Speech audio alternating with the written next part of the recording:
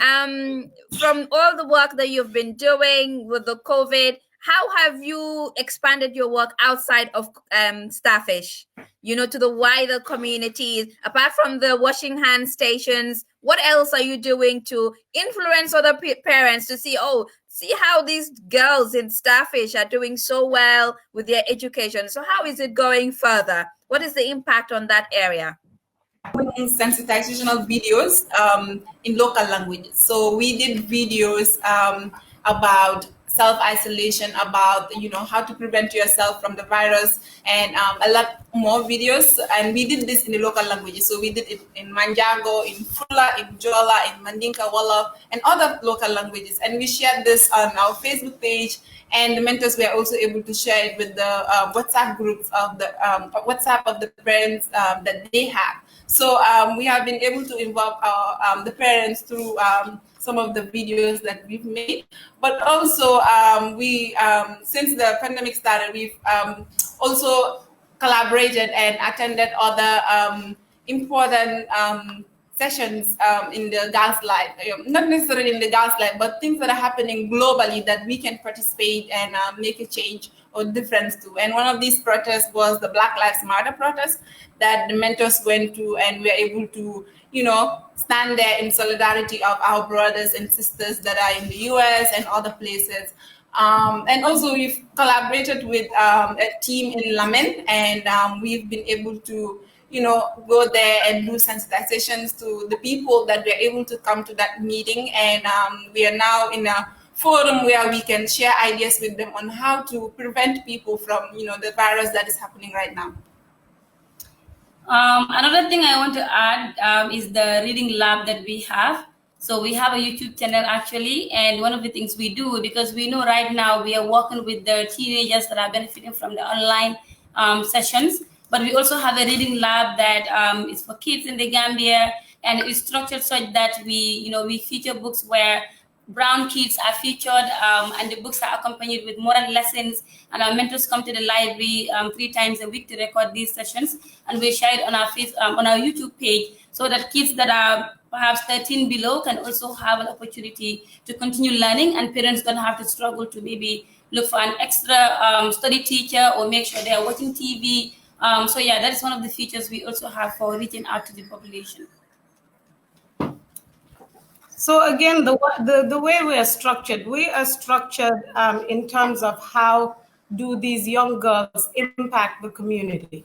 So the service project, so if you have one Starfish girl in your neighborhood, chances are that their service projects impact everybody in that neighborhood, right?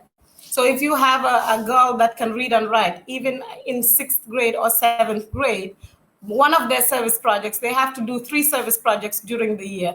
One of them perhaps would be to put together the kids in the neighborhood whose parents have gone to school, that are in elementary school and younger than them, and give them study classes for free. And so every neighborhood that has a Starfish girl has a project that is going on, that is run by that Starfish girl, that can positively impact the neighborhood. And then everything else that we do. So for example, with the mask distribution, how did Starfish, so Starfish with the Wahtan group decided to give away 1,000 masks. And so when you look at that, you go, okay, how are we going to give away this 1,000 masks? And so one area we looked at was kids that are in the street selling. Who is giving them masks and giving those kids masks?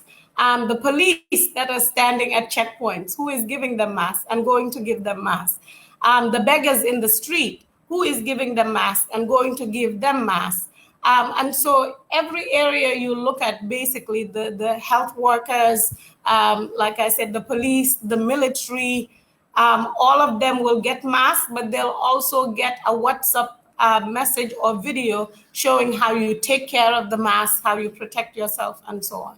And so that is just, I think, the way we are set up is how do we do what we can where we are with what we have right now.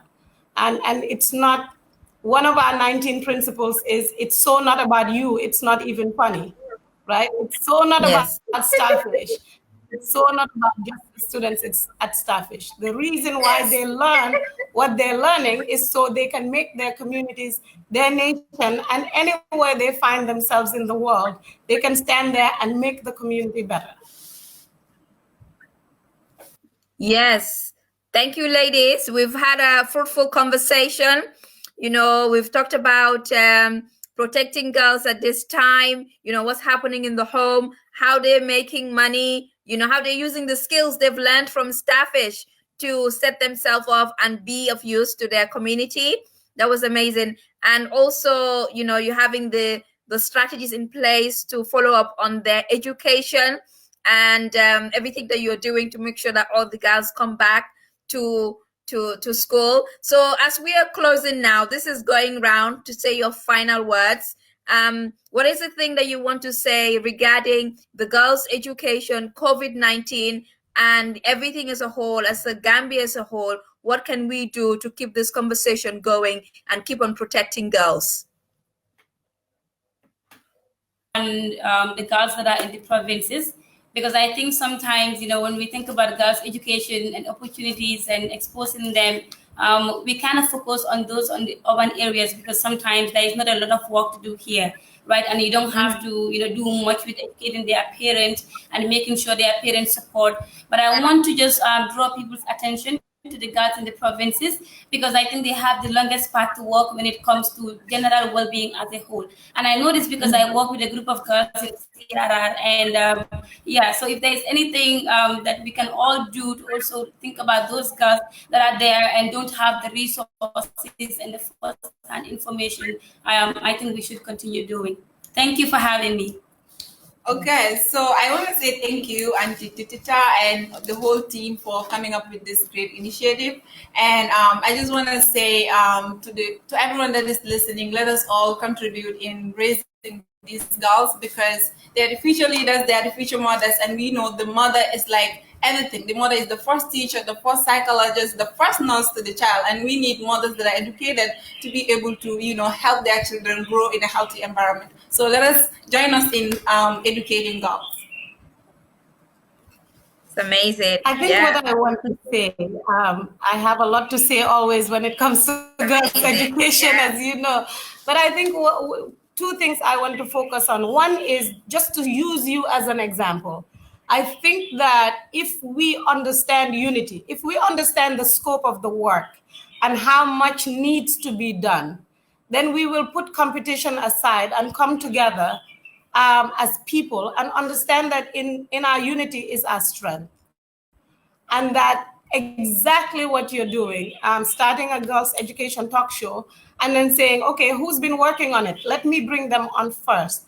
And cooperating with people who are doing the work, understanding that we will work until we die and the work will still be left to be done. And without unity, we don't have security. And that unity, that idea of unity, then spills over to everything. If we fight as genders, if we fight within the families, because we say, why educate the girl and so on and so forth, there is no security in that.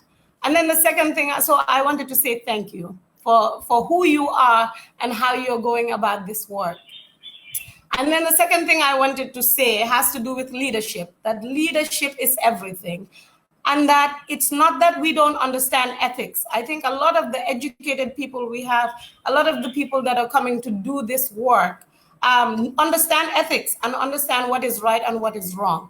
I think the missing part sometimes is integrity, that it's beautiful to have a discussion about something, but whether your actions match your words is where we usually fall short.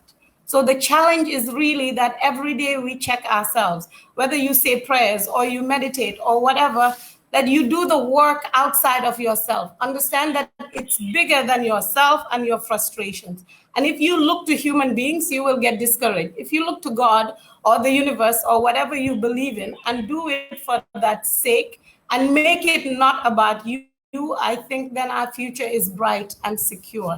And so I guess the prayer is that we continue to see examples like you, and we continue to understand the centrality of unity in whatever we try to do, And we do it for a purpose bigger than ourselves, understanding that we are just a vessel to be used to do the work that needs to be done. So thank you once again for having us. Yes, thank you so much, ladies. I so much appreciate your time. The troubleshooting we had at the beginning, it was all sorted. It all went smoothly.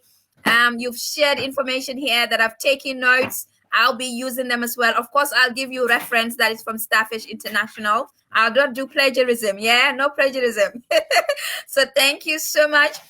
Yes, as you said, we have to collaborate. You know, we can't do the work all on our own. So the only way is to collaborate, is the only way is to bring our strength together, to bring our expertise together, and we can make for a greater good. If you're doing it to serve, there's no way putting yourself first. You have to put the people first. So thank you so much, and I hope we'll continue this conversation, and there will be more topics that we'll be exploring. Maybe next time we'll bring the girls themselves, when things are okay and it's safe to do so, some of the girls can come on. So thank you so much and have a good evening. Thank you.